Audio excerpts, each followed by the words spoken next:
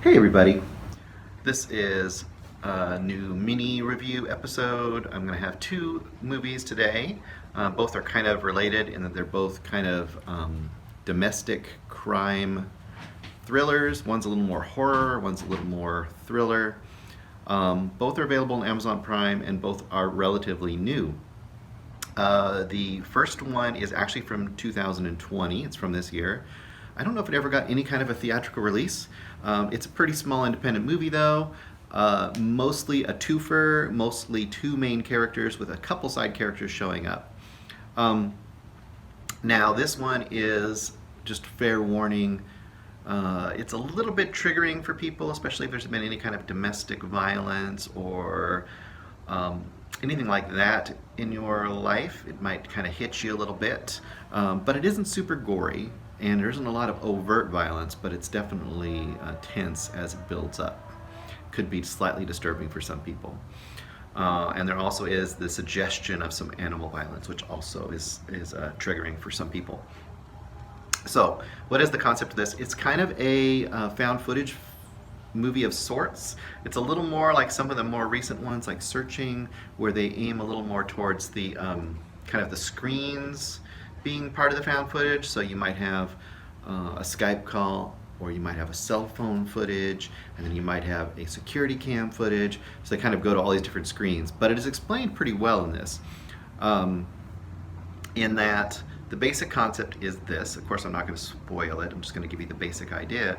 A woman, a single mother, living at home with her 16-year-old son, and she is starting to have concerns that he might be a budding school shooter or serial killer, or at least a sociopath, and he might be dangerous.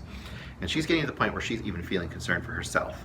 So that leads her to start putting some hidden cams in her house and to start secretly documenting as much as she can, so if anything happens to her or if she finds some things to disturb her, she'll have documentation. That's kind of the basic concept. The key to this movie is, of course, the main actor as the son and the main actress as the mom. They both do excellent jobs. I probably should have looked up their names. They're both really, really good and very believable for such a low-budget movie. So in that aspect, it's very effective. The guy, you can totally believe. He's kind of got that snotty, brooding, just that he just seems like he's right on the edge at all times. So you can totally believe that he might be what she's worried that he is.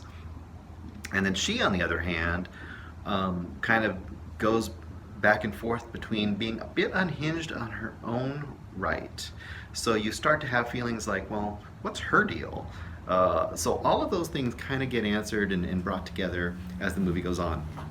Now, really quickly, there's an interesting way it's presented as well, in that at the very beginning you're basically seeing a desktop with a whole bunch of files, hundreds of files, mostly video files, and then you'll see the cursor go around and then click on one and then you'll see that footage, but you're not sure who's watching that footage.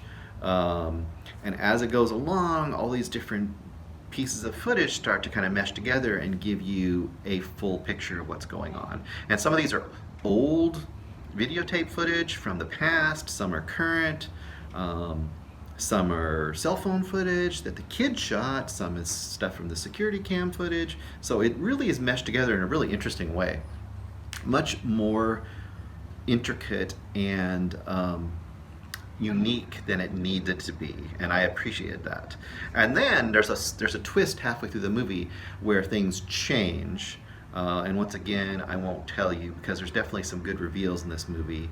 But the tension keeps ramping up, and it does a really good job. And I think the resolution is pretty darn good too. For a horror movie fan, I would say, especially if you kind of like good found footage stuff, which is hard to find, this is a 4-star movie for me.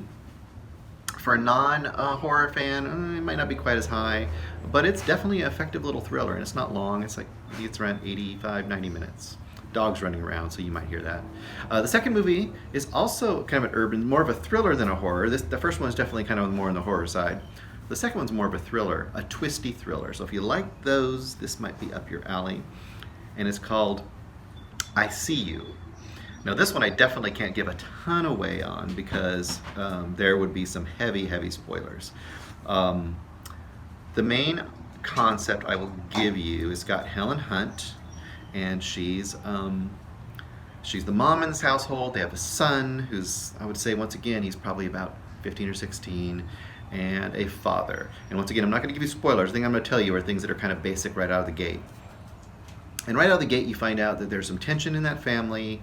Apparently, she has had an affair recently, so the dad is, becoming a bit distant from her and having some problems with her, and the son kind of resents her and is angry at her because she had this affair.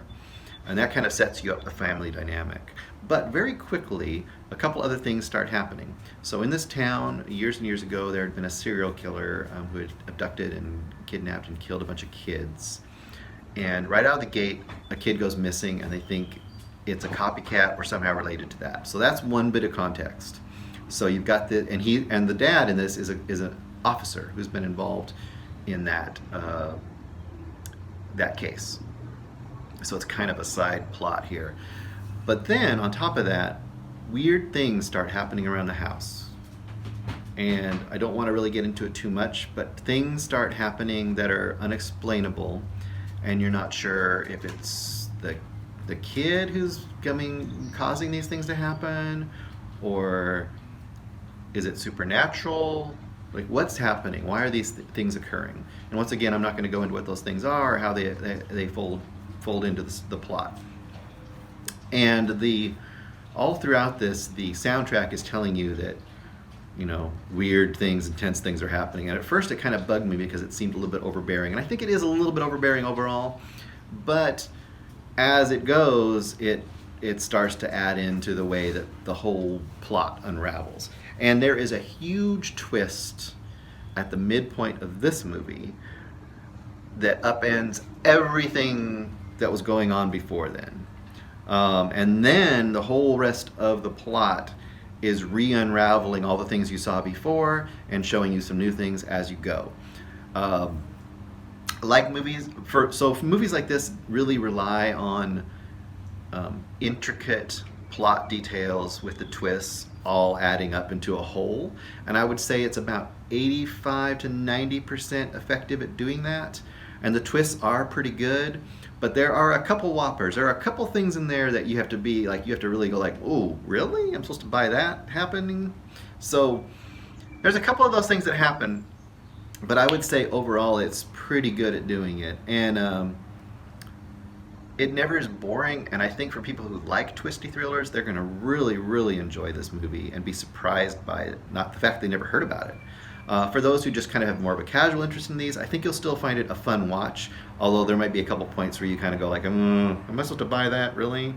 Well, I can go with it overall. So I would say overall, especially the very, very end, ties some things in that help you buy some of the things you might not have gone with earlier on. So I appreciated that. I appreciated there's a couple final reveals that go, oh, that actually does work.